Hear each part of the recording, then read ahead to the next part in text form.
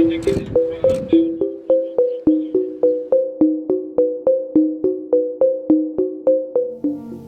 the kind of guy that would say, hey baby, let's get away, let's go someplace, huh, where I don't care. Hey, what's up, you guys? This is WD3, and this is your Hill Report news break. Well, today, amid much chaos in the United States, following America's Independence Day, going into the weekend, it's going to be an extended celebration. Many people, even though they are very side-eyed about what's going on in America, are still taking the opportunity to celebrate the holiday with friends and family. But the question that I want to raise today, will ICE start the Civil War? I want you guys to think about that. Will ICE start the Civil War? I've already heard one group talking about, why aren't you standing up for us when ICE is coming? I saw another group saying, hey, we're just kind of tired and we didn't see that support when we were protesting. There's another group altogether that is fighting back and fighting back against ICE on the East Coast. So with all these factions, with all these different strategies, with all these disappointments, and with ICE looming and pushing forward in the background, I think that they've gotten over 600,000 people deported so far. Earlier in this particular presidential term, people were criticizing President Trump because there was no strategy to really get people out using the old techniques of tracking people down, maybe even buying time by saying we're just going to get the criminals. But someone told them to just go down to Home Depot, and once they start doing that, all hell has broken loose.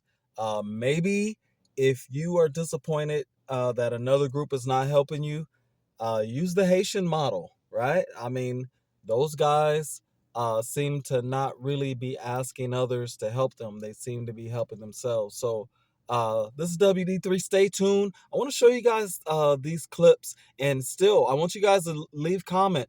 Will I start the Civil War? All right. Well, stay tuned. We'll be right back.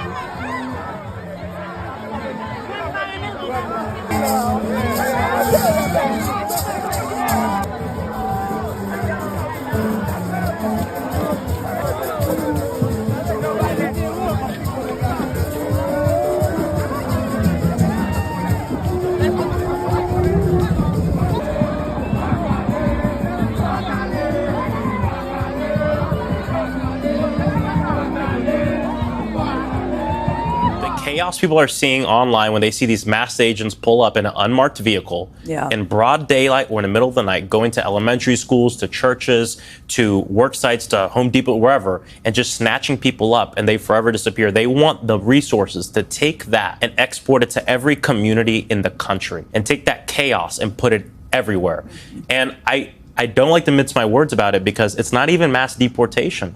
Deportation, it's a legal process. It could take a few months. It could take a year. This is kidnapping. And then they traffic people to other countries they might not have even come from in the first place.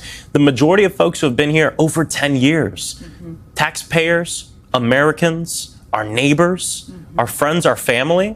And we see what's going on even in the state of Florida. Many people have died already in the custody of ICE. And then we have this whole alligator Alcatraz situation where they're putting up what's essentially an internment camp in the middle of the Everglades in the hot Florida sun as we're going into hurricane season. And they're using the Florida Office of Emergency Management to run the whole thing, the people who are supposed to help keep us safe when a hurricane comes. I mean, it's all for politics. There's human rights abuses, and then it's horrible for the environment as well. And so people should, no matter what your opinion is on immigration, look, I think we all know we have laws. We want our laws enforced. Of course, we want to make sure we have an orderly process at the border. I mean, I feel like everyone wants that, but nobody wants this mass human trafficking chaotic campaign in our communities where we literally have immigrants and people who have been here, again, over 10 years of their life, our neighbors, fearing for their lives, not even sending their kids to school. Hey, welcome back, guys. This is WD3, your Hill Report News Break. We are asking the question, will I start the second Civil War? There's a lot of factions right now who are really confused.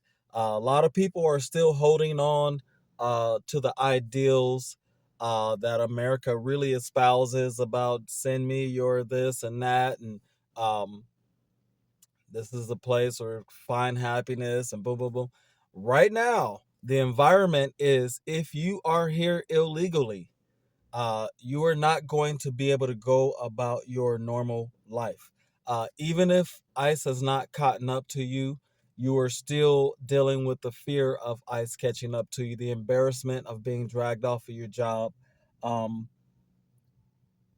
the fear of being taken in the middle of the night. It really is to create fear around you. The Haitian model, what they're chosen to do is they said, we're not going to live like that. We're going to fight back. That is only going to last so long because then you're going to get the administration fighting back. So I don't know what model is right for this situation and right for each community. One thing I would say, keep note, Hebrew Black Americans came over here involuntarily on slave ships. So you have to understand the attitude towards immigration is very different. The triggers towards immigration is very different. We've heard all the rhetoric for years on top of years about the Hispanics coming over the border. We've heard it all. It really is trauma triggering to everybody, like being brought here on the bottom of slave ships. That's terrible, being dragged away from your homeland and your family and being separated from your wife, your children, mother, father. That's terrible in itself. So definitely a lot of understanding there, but just like Iran didn't recruit any other country to help them fight the Americans and the Israelis, they relied on their strategy, and if they need help later, then there'll be help later. But hey, what do you guys think? Will I start the Civil War? This is WD3 Hill Report News Break. I want you guys to answer that question.